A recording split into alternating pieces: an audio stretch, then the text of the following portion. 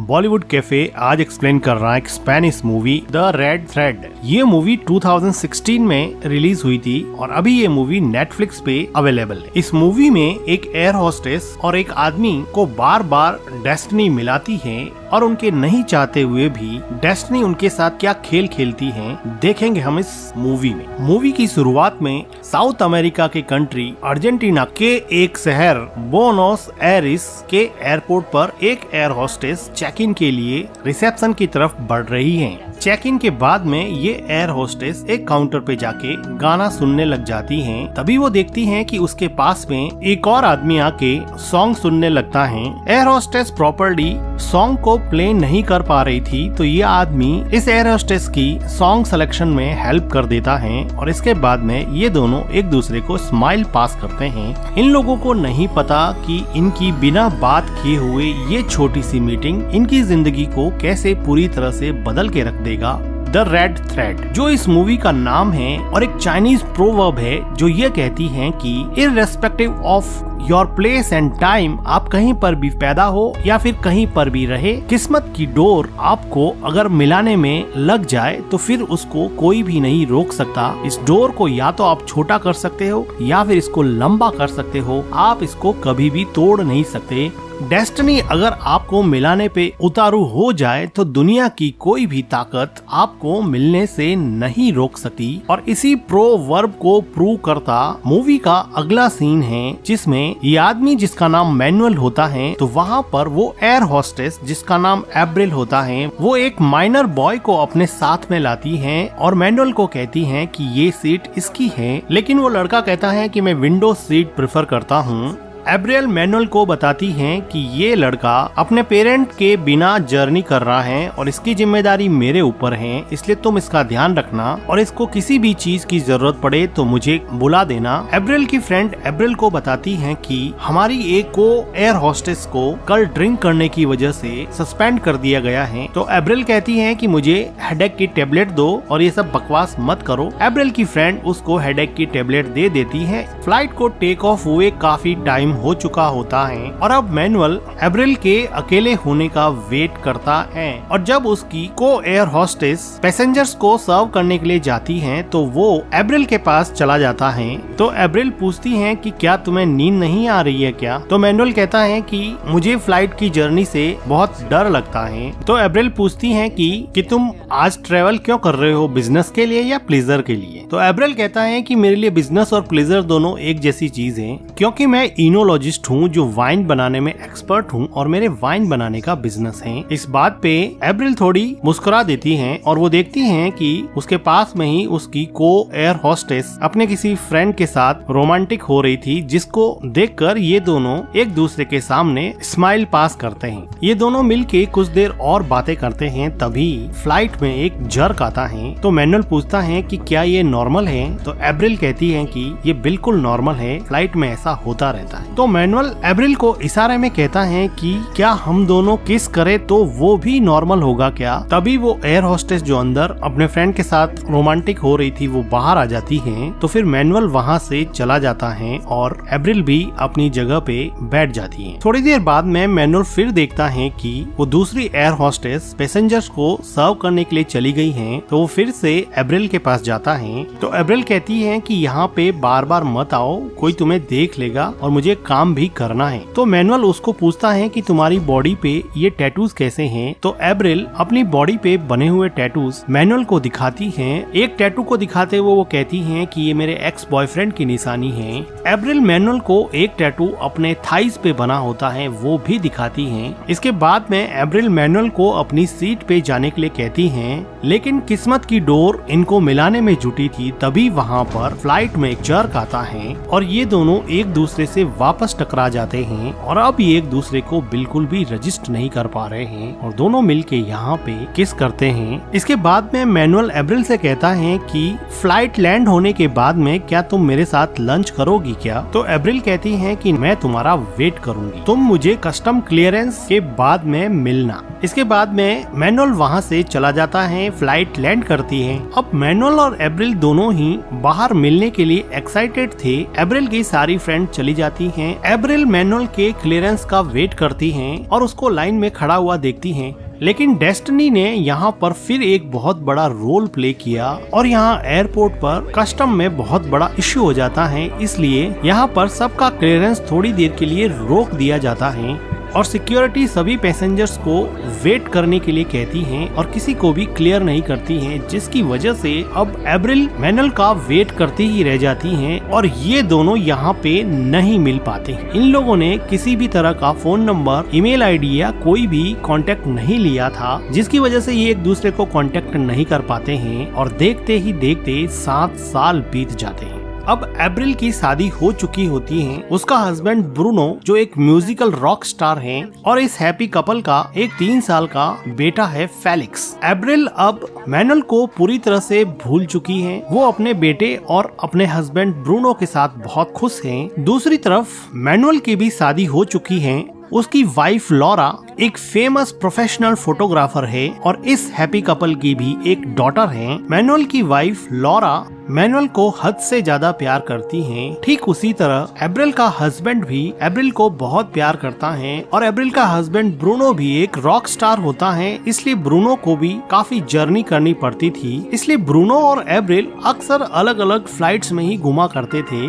आज ये दोनों मिलके फिर अलग अलग फ्लाइट्स ले रहे हैं। एब्रिल और ब्रूनो दोनों एक दूसरे से अलग नहीं होना चाहते हैं, लेकिन इनको काम की वजह से अलग अलग निकलना ही पड़ेगा और वो कोलंबिया के एक शहर कार्टाजीना के लिए निकल जाती हैं। लेकिन किस्मत का धागा एब्रिल को आखिर तो मैनुअल से बांधना चाहता था, तो इधर मैनुअल भी कोलंबिया के इसी शहर में आने के लिए रवाना हो रहा था। कोलंबिया में लैंड होने के बाद में एब्रिल और एब्रिल की फ्रेंड उसके कैप्टन के साथ होटल में अपनी बुकिंग करवा रहे थे। तभी वो देखती है कि उसी होटल में रिसेप्शन पर मैनुअल भी बुकिंग करवाने आया हुआ है और किस्मत की डोर ने इनको फिर एक बार 7 साल बाद में आमने सामने लाके खड़ा कर दिया। एब्रिल मैनुअल से बिना बात किए हुई वहाँ से जाने लगती है, तो मैनुअल उसके पीछे जाके एब्रिल से बात करता है और कहता है कि भूल गई क्या। लेकिन एब्रिल कहती है कि जानती हूँ तुम इनोलॉजिस्ट हो ना, जो वाइन का बिजनेस करते हो, मुझे पूरी तरह से याद है। फिर एब्रिल वहाँ से जाने लगती है तो मैनुअल कहता है कि तुम ऐसे नहीं जा सकती हो, हमने एक दूसरे को बहुत ढूंढा था लेकिन हम एक दूसरे को मिल नहीं पाए। कम से कम अब ऊपर रूफटॉप रेस्टोरेंट पे चल के मेरे साथ लंच तो करना बनता ही है। इंसिस्ट करने पर एब्रिल एग्री हो जाती है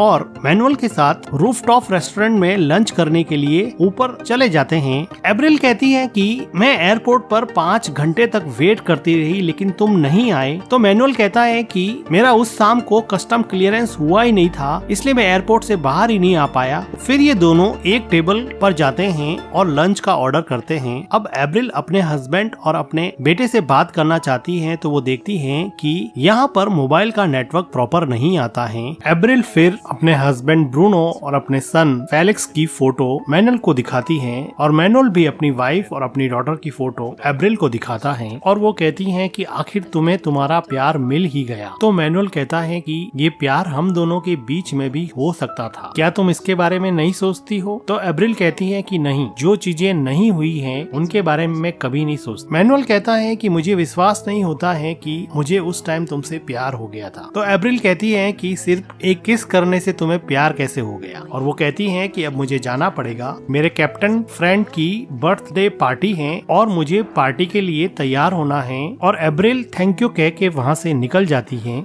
एब्रिल अपने होटल रूम में जाके अपने हस्बैंड और अपने बेटे से बात करती है। तभी वहाँ पर उसकी फ्रेंड और उसकी को एयर होस्टेस आ जाती है और वो एब्रिल को मैनुअल के बारे में पूछती हैं। तो एब्रिल उसको बता देती हैं कि अब तो वो शादीशुदा हैं, अब उसका एक बच्चा भी है और एक बहुत ही प्रीटी सी वाइफ भी है। एब्रिल कहती है कि ये सब छोड़ो, कैप्टन की बर्थडे पार्टी का टाइम हो गया है, जल्दी से रेडी हो जाओ, चलते हैं। दूसरी तरफ मैनुअल अपने रूम में बैठा बैठा अपनी वाइफ से लैपटॉप पे बात करता है और थोड़ी देर बाद में बोर होने की वजह से होटल की छत पे आ जाता है, जहाँ से वो देखता है कि अप्रैल अपने कैप्टन फ्रेंड की बर्थडे पार्टी में खूब एंजॉय कर रही है। अप्रैल जब मैनुअल को बाहर खड़ा देखती है तो वो उसको अंदर बुला लेती है और यहाँ पे डीजे कह रहा होता है कि सब अपना अपना पार्टनर चॉइस कर लो, सबको यहाँ पे कपल डांस करना है। तो अप्रैल मैनुअल को हाथ पकड़ के डांस फ्लोर पे ले जाती है और वो उसके साथ डांस करने लगती हैं। ये किस्मत की डोर ही थी जो इनको बार बार दूर जाने के बाद में भी करीब लाए जा रही थी। This is the invisible thread of destiny which connect the people. Universe की सीयर रैंडमनेस के बावजूद भी आपका किसी खास आदमी से बार बार मिलना डेस्टिनी ही कहा जाएगा। यही तो इस मूवी का नाम है, द रेड थ्रेड। वो थ्रेड जो हमें एक दूसरे से बांधे रखता है, एक दूसरे की तरफ खींचता है, एक दूसरे से दूर भी ले जाता है, लेकिन ये डोर कभी टूटती नहीं। कभी न कभी कहीं न कहीं जिनको मिलना होता है वो मिल ही जाते हैं। ठीक ऐसा ही अप्रैल और मैनुअल के साथ हो रहा था। डांस करने के बाद में ये दोनों होटल की छत पे चले जाते हैं और थोड़ी बातें करते हैं। तो मैनुअल अप्रैल को कहता है कि कल साइट सीइंग करने चलेंगे क्या, लेकिन अप्रैल बिना कोई जवाब दिए मैनुअल को बाय कह के जाने लगती है। जाने से पहले वो मैनुअल को गाल पे किस करती हैं, तो मैनुअल उसको वापस से किस करने लगता है, तो वो दोनों कुछ ज्यादा क्लोज हो जाते हैं और एक दूसरे को किस करने लग जाते हैं। लेकिन जल्दी ही अप्रैल पीछे हट जाती है। नेक्स्ट डे मॉर्निंग में उठकर अप्रैल अपने हस्बैंड ब्रूनो और अपने सन फेलिक्स से वेबकैम पे बात करती है, लेकिन यहाँ पे नेटवर्क कनेक्टिविटी का थोड़ा इश्यू था, इसलिए अब अप्रैल अपने हस्बैंड से बात नहीं कर पा रही है। तो अप्रैल ने सोचा कि अब होटल में बोर होने और टीवी देखने से तो अच्छा है कि बाहर कहीं घूम के आया जाए, और वो कंफर्टेबल क्लोथ्स में अपने रूम से बाहर निकल जाती हैं। वो अपनी फ्रेंड को साथ में ले जाना चाहती हैं, लेकिन वो देखती हैं कि उसकी फ्रेंड कैप्टन के साथ रोमांस कर रही है। तो खुशी खुशी वो उन दोनों को अकेला छोड़ के खुद अकेली ही साइट सीइंग के लिए निकल जाती है। जाते समय अप्रैल देखती हैं कि मैनुअल अपनी वाइन की बोतल को एग्जीक्यूटिव्स को प्रेजेंट करने की कोशिश कर रहा है। मैनुअल अप्रैल के पास आके पूछता है कि क्या मैं तुम्हारी कोई हेल्प कर सकता हूँ क्या। तो अप्रैल कहती है कि मुझे आर्ट फेयर में जाना है, लेकिन मैं मैप रीडिंग में इतनी अच्छी नहीं हूँ, मुझे नहीं पता कैसे जाऊँ। तो मैनुअल कहता है कि तुम मेरे साथ चलो, मैं तुम्हें ले चलता हूँ। तो अप्रैल कहती है कि नहीं, मैं अकेली ही जाऊंगी। तो फिर मैनुअल अकेला ही साइट सीइंग के लिए जाने लगता है, जिसको देख के अप्रैल काफी इम्प्रेस होती है कि उसने किसी भी चीज के लिए उसको फोर्स नहीं किया, और अब अप्रैल भी मैनुअल के साथ साइट सीइंग के लिए चली जाती है। ये दोनों मिलके काफी साइट सीइंग करते हैं, एक आर्ट फेयर में जाते हैं जहाँ से ये लोग बहुत सारी चीजें खरीदते हैं। मैनुअल यहाँ से एक आर्ट रिंग बाय करता है जो वो अप्रैल को देना चाहता है। यहाँ पर काफी देर घूमने के बाद में ये दोनों एक जगह दीवार पे जाके बैठ जाते हैं और बातें करने लगते हैं। यहाँ पे अप्रैल मैनुअल को कहती है कि यहाँ पे कितना फ्री फील होता है, यहाँ पे कितना लिबरेटिंग फील होता है, और अप्रैल उठ के मैनुअल को किस करने लग जाती है। और तभी यहाँ पे बारिश होने लग जाती है और ये दोनों उठ के एक टनल में चले जाते हैं। लेकिन अप्रैल अपने आप को रोकना नहीं चाहती थी, वो टनल के फिर बाहर चली जाती हैं और वो बारिश को अब एंजॉय करने लगती हैं। द रेड थ्रेड, किस्मत की वो डोर जो इनको पहली बार एयरपोर्ट पर मिलवाने के बाद में काफी खिंच गई थी, अब वो डोर वापस से कॉन्ट्रैक्ट हो गई है और इन दोनों को बेहद करीब ले आई है। लाइफ में बारिश कोई प्लान नहीं कर सकता, सेरेंडिपिटीज कोई प्लान नहीं कर सकता, रैंडमनेस और चांसेस कोई प्लान नहीं कर सकता। ये सब डेस्टिनी है, और इसी डेस्टिनी के चलते अप्रैल और मैनुअल एक दूसरे के साथ यहाँ पे इंटीमेट होने लग जाते हैं। नेक्स्ट डे मॉर्निंग में मैनुअल अप्रैल को वही रिंग गिफ्ट करता है जो वो आर्ट फेयर से कल लेके आया था। थोड़ी देर बाद में मैनुअल की वाइफ का फोन आता है, तो अप्रैल बड़े ध्यान से सुनती है। वो सुनती है कि मैनुअल ये कह रहा है कि मैं मीटिंग में बिजी हूँ, मुझे 1-2 दिन और लग जाएंगे, और वो अपनी वाइफ से झूठ बोल रहा होता है, जिसकी वजह से एब्रिल को ऐसा लगा कि वो भी तो ऐसा ही कर रही है और उसको थोड़ा गिल्टी फील होने लगता है। मैनुअल एब्रिल को पूछता है कि क्या हुआ, तुम इतनी अपसेट क्यों हो, मेरी वाइफ का कॉल आंसर किया इसलिए तुम अपसेट हो गया? तो एब्रिल कहती है कि नहीं, मुझे अच्छा नहीं लग रहा कि तुम किसी और के साथ हो। तो मैनुअल कहता है कि वो तो तुम भी हो ना, तुम्हारा भी तो एक हस्बैंड है ना। तो एब्रिल कहती है कि यही तो प्रॉब्लम है, हम दोनों प्यार सच में किसी और से करते हैं और मुझे नहीं पता कि मैं यहाँ पे क्या कर रही हूँ। तो मैनुअल कहता है कि हमारा फ्यूचर है, हमारा चांस है। तो एब्रिल कहती है कि कोई चांस नहीं है, एक ही टाइम में दो आदमियों को प्यार में नहीं कर सकती और इसमें तुम भी कुछ नहीं कर सकते और मैं भी कुछ नहीं कर सकती। और वो अपसेट होके रोते रोते वहाँ से चली जाती है। रोते हुए एब्रिल अपने घर की तरफ निकल जाती है और मैनुअल भी अपने घर की तरफ उदास मन से चला जाता है। काफी दिन बीत जाते हैं। अब मैनुअल का मन अपने काम में भी नहीं लग रहा होता है। वो बार बार फेसबुक पर एब्रिल की फोटोज देख के अपने आप को तसल्ली देने की कोशिश करता है। थक हार के मैनुअल अब एब्रिल को मैसेंजर पर मैसेज करता है कि अब मुझसे सहन नहीं होता है, चलो मिलते हैं। इंस्टेंटली मैसेज को एब्रिल पढ़ती है और कुछ सोचने के बाद में वो रिप्लाई करती है कि नहीं, मैं तुमसे नहीं मिलना चाहती। इस जवाब को पढ़कर मैनुअल काफी डिसअपॉइंट हो जाता है और एब्रिल ने भी ये जवाब अपनी खुशी से नहीं लिखा था। उसको पता था कि वो मैनुअल से मिलती रहेगी तो चीजें और ज्यादा बिगड़ जाएगी, इसलिए उसने अपने आप को रोक लिया था। लेकिन किस्मत की door, the thread of destiny ने कुछ और ही प्लान किया था। आज मैनुअल की वाइफ लॉरा, जो कि एक फेमस प्रोफेशनल फोटोग्राफर है, आज ब्रूनो, जो कि एक म्यूजिक रॉक स्टार है, उसका फोटो शूट कर रही है और उसके साथ में उसकी वाइफ एब्रिल भी आई है। ऐसे तो मैनुअल कभी भी अपने वाइफ की फोटो शूट साइट पे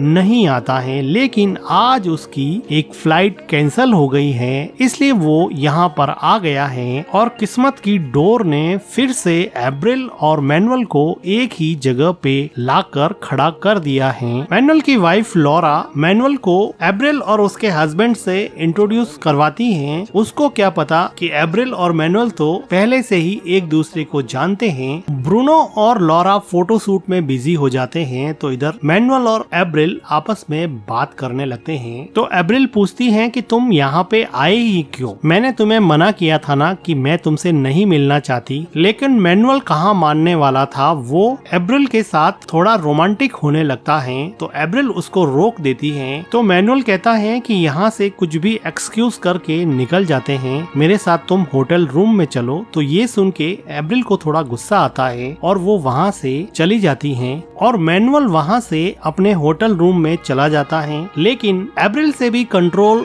हो नहीं रहा था तो वो फाइनली मैनुअल के रूम में जाती है और उसके साथ इंटीमेट होती है। तभी वहाँ पे फोन रिंग करने लगता है और जब एब्रिल फोन पिक करती है तो उसको पता चलता है कि उसके फोन पे 20 मिस कॉल आए हुए हैं जो उसने पिक नहीं किए क्योंकि वो मैनुअल के साथ रोमांटिक हो रही थी। आज वो अपने बेटे फेलिक्स को स्कूल से पिक करने जाने वाली थी, लेकिन बीच में मैनुअल आ गया और वो उसके साथ रोमांटिक होने के चक्कर में अपने बच्चे को स्कूल से पिक करना भूल गई। तो उसकी टीचर ने एब्रिल को बहुत बार कॉल किए और फाइनली उसने फेलिक्स के डैड ब्रूनो को बुला के फेलिक्स को स्कूल से पिक करवाया। अब एब्रिल इस बात से बहुत डर जाती है कि वो मैनुअल के साथ रोमांटिक होने के चक्कर में किस तरह अपनी फैमिली को खतरे में डाल रही है। अब एब्रिल रोते हुए अपने घर पे जाती है और घर पर जाकर एब्रिल अपने बेटे फेलिक्स को देखती है कि वो सो रहा है। तो अब एब्रिल को अपनी गलती का एहसास हुआ। दूसरी तरफ मैनुअल की वाइफ लॉरा फोटोशूट साइट पे उसके द्वारा ली हुई मैनुअल और एब्रिल की कुछ फोटो वो मैनुअल को बताती है और एक स्पेसिफिक फोटो को जूम करके दिखाती हैं जिसमें मैनुअल काफी इंटेंस होके एब्रिल की तरफ देख रहा था। अब लॉरा एक प्रोफेशनल फोटोग्राफर थी, वो किसी की भी फेस रीडिंग कर सकती थी। वो चेहरे पे आए इमोशंस को इजीली पढ़ लेती और उसको अब पता चल गया कि एब्रिल और मैनुअल के बीच में अफेयर चल रहा है। तो वो लॉरा को कहता है कि मैं तुम्हें ये सब बताने ही वाला था। तो लॉरा कहती है कि क्या मतलब है बताने ही वाला था? मतलब तुम किसी से भी मिले, तुम्हें प्यार हो गया, तुम उसके प्यार में पड़ गए और मेरा टाइम खत्म। तो मैनुअल कहता है कि देखो ऐसी चीजें कभी कभी हो जाती हैं, दीज थिंग्स हैपन। तो लॉरा कहती है कि मेरे साथ तो नहीं होती, ऐसी चीजें तुम्हारे साथ ही क्यों होती है? मुझसे ज्यादा प्यार करने वाली औरत तुम्हें जिंदगी में कभी नहीं मिलेगी, और वो वहाँ से चली जाती है। दूसरी तरफ एब्रिल भी अपने घर में बहुत दुखी होती है। ना तो वो मैनुअल के साथ ओपनली रह सकती है और ना ही क्लियरली अपने हस्बैंड को उसके बारे में बता सकती है। वो अंदर ही अंदर घुट रही होती है। उसको बार बार परेशान और रोता हुआ देख के उसका हस्बैंड ब्रूनो कहता है कि तुम बताओ तुम्हारे साथ क्या हुआ है, तुम इतनी परेशान क्यों रहती हो, तुम मुझे क्लियरली बताती क्यों नहीं हो। बहुत ज्यादा इंसिस्ट करने पर अब एब्रिल कह देती है कि उसने झूठ बोला था। वो उस दिन उसके बेटे फेलिक्स को इसलिए लेने नहीं गई थी क्योंकि वो एक आदमी मैनुअल के साथ रोमांटिक हो रही थी और काफी टाइम से उसके साथ रिलेशन में है। ये सुन के ब्रूनो काफी शॉक हो जाता है और वो कहती है कि मैं यहाँ से जा रही हूँ, मैं सब कुछ छोड़ के यहाँ से जा रही हूँ। तो उसका हस्बैंड ब्रूनो कहता है कि तुम्हें जहाँ जाना है तुम जा सकती हो, मैं तुम्हें नहीं रोकूंगा, लेकिन मैं तुम्हें कभी माफ नहीं करूंगा और ना ही फेलिक्स तुम्हें कभी माफ कर पाएगा। इस बात पे एब्रिल बहुत रोती है, लेकिन वो नहीं चाहते हुए भी अब घर को छोड़ के जा रही थी। वो टेक्स्ट करके मैनुअल को एयरपोर्ट पे बुलाती है और भारी मन से अपने हस्बैंड की तरफ देखते हुए टैक्सी में बैठ जाती है और हमेशा हमेशा के लिए मैनुअल के साथ रहने के लिए निकल पड़ती है। लेकिन डेस्टिनी को कुछ और ही मंजूर था। अब मैनुअल एयरपोर्ट पे पहुंच चुका है और भारी मन से रोते हुए एब्रिल भी एयरपोर्ट पर पहुंच गई है। एब्रिल कार में बैठी बैठी मैनुअल को देख के बहुत रोती है। उसको समझ में नहीं आ रहा कि वो क्या करे। वो अपने हस्बैंड और बेटे को छोड़ के आई है और मैनुअल के साथ नई जिंदगी शुरू करना चाहती है। ये वही सपना है जो उसने कई सालों पहले अपने हस्बैंड के साथ भी देखा था। अब वो एक नई खुशी की तलाश में अपनी सारी दुनिया छोड़ के निकल पड़ी है। भारी मन से हिम्मत बटोर कर एब्रिल मैनुअल को मैसेज करती है कि मैं आज तुमसे नहीं मिल सकती। एब्रिल मैनुअल को मैसेज पढ़ते हुए कार के अंदर से ही देखती है। वो डिसअपॉइंट होके अपना फोन अपने कोट की जेब में रख देता है। एब्रिल ड्राइवर को बोलती है कि चलो यहाँ से, और वो फिर से अपने घर की तरफ चली जाती है क्योंकि डेस्टिनी की डोर तो उसके हस्बैंड के साथ भी जुड़ी थी, उसके बच्चे के साथ भी जुड़ी थी, जो अब फिर से कॉन्ट्रैक्ट हो रही है और उसकी फैमिली को वापस पास लाने का काम कर रही है। रैंडम इमोशनल आउटबर्स्ट ने एक ऐसा इरेशनल डिसीजन एब्रियल को लेने पे मजबूर कर दिया और वो एक झटके में वापस अपने घर की तरफ मुड़ गई है। क्या वो मैनुअल से कभी मिलेगी, किसे पता। डेस्टिनी, किस्मत किसे कब कहां कैसे मिला दे कोई नहीं कह सकता। इसी के साथ ये मूवी एंड हो जाती है। मूवी का एक्सप्लेनेशन अगर आपको अच्छा लगा हो तो वीडियो को लाइक कीजिएगा, हमारे चैनल को सब्सक्राइब कीजिएगा and thank you for watching.